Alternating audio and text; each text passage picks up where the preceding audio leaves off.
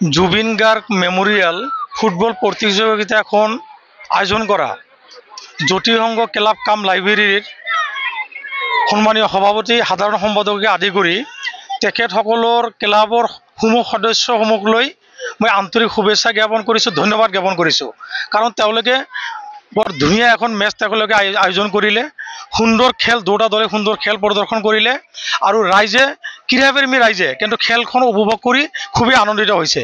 গতিকে মই এই জ্যোতিসংঘ ক্লাব কাম লাইব্ৰেৰীৰ মানে সভাপতিকে আদি কৰি সমূহ সদস্যক মই ধন্যবাদ জ্ঞাপন কৰিছোঁ। তেখেতসকলে অহা দিনত আকৌ এনেকৈ খেল মানে তেওঁলোকে আয়োজন কৰক আৰু ৰাইজক মানে তেওঁলোকে আনন্দ দিয়াব বুলি মই আনন্দিত হৈছোঁ। আৰু তেখেতসকলৰ অৰ্থাৎ জ্যোতিসংঘ ক্লাবৰ ভৱিষ্যত বা উজ্জ্বল কামনা কৰিছোঁ।